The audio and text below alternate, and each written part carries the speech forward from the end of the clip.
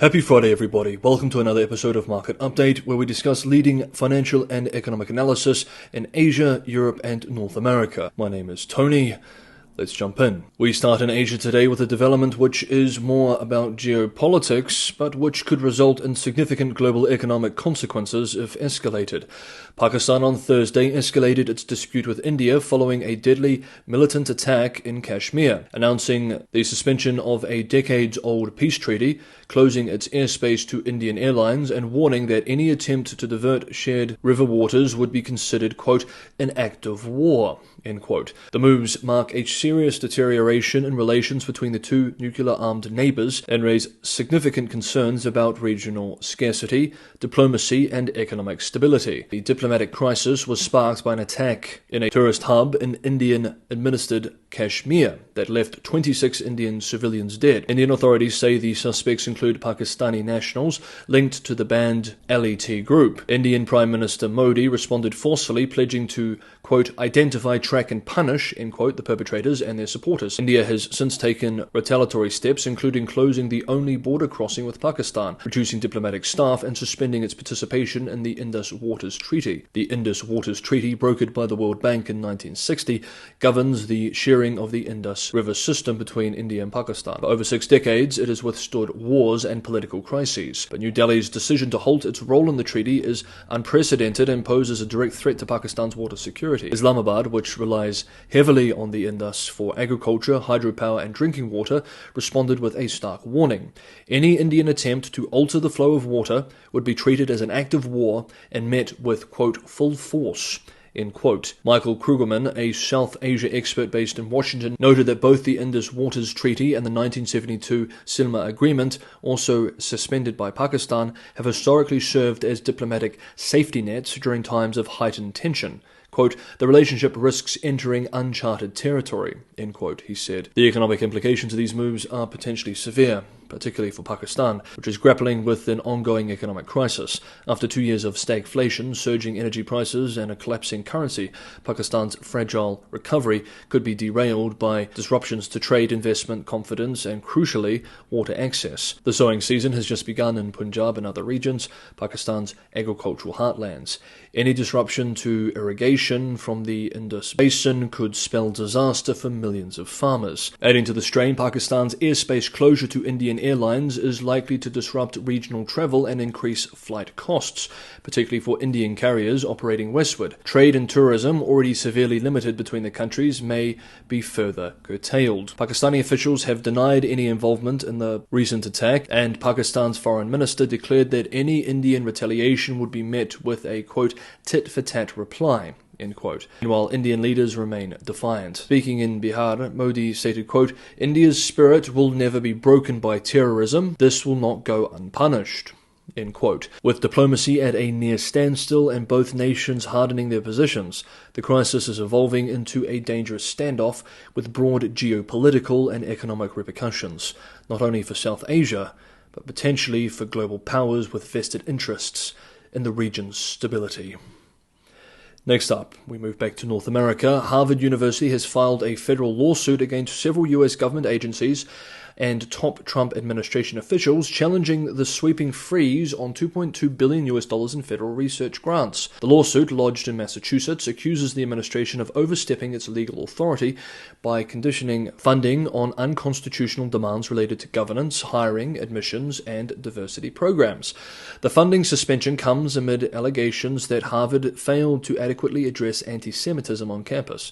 University President Alan Garber rejected the government's claims, describing the freeze and the accompanying threat of losing an additional $1.1 billion in tax-exempt status as a politically motivated attack, declaring, quote, we will not surrender our independence or relinquish our constitutional rights, end quote. The lawsuit underscores escalating tensions between the federal government and elite academic institutions. Harvard is not alone. Princeton, Columbia, Cornell, and Northwestern are also under federal review. The administration argues that access to public funds requires adherence to civil rights protections, particularly for Jewish students. However, Harvard maintains that there is no legal basis for linking civil rights enforcement to the cancellation of scientific and medical research funding. Financially, the pressure is already taking a toll. Harvard is exploring exploring the sale of roughly $1 billion in private equity fund stakes through a secondary deal with Lexington Partners, advised by Jefferies Financial Group. Amid a broader slowdown in private equity distributions, the university, like many others, is facing liquidity concerns. Nearly 40% of Harvard's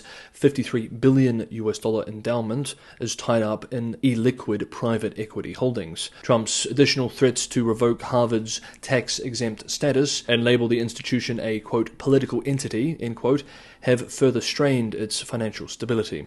In response, Harvard implemented a hiring freeze in March and sold $750 million in bonds this month.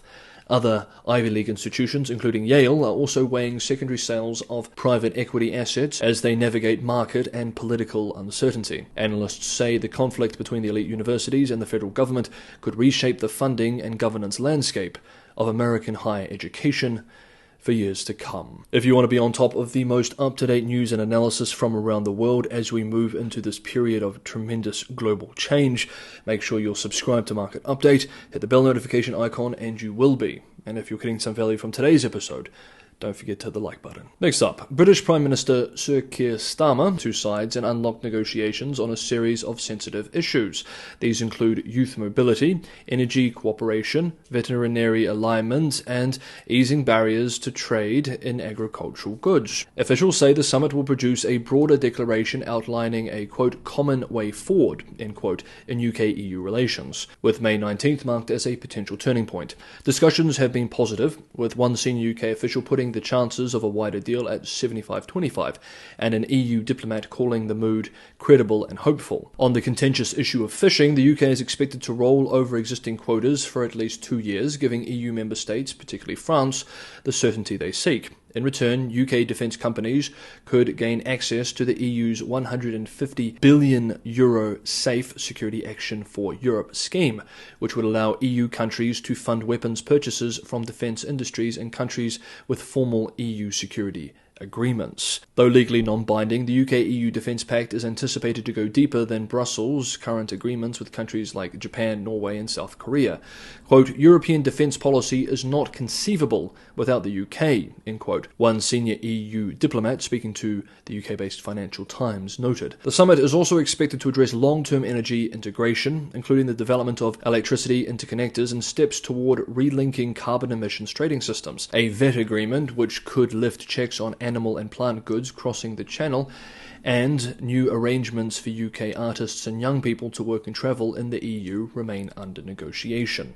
The UK has reportedly accepted the principle of dynamic alignment, the automatic application of EU rules, but questions remain over how these will be implemented domestically and how disputes involving EU law will be handled, including the role of the European Court of Justice. Despite unresolved issues, there is optimism on both sides. As one Downing Street official put it, quote, there's a real desire on both sides to get this done, end quote.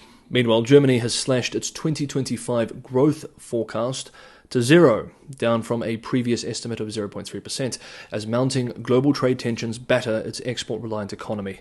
The downgrade, announced by the German government on Thursday, comes amid ongoing fallout from US President Donald Trump's tariff policies and what officials describe as the most prolonged economic downturn since World War II.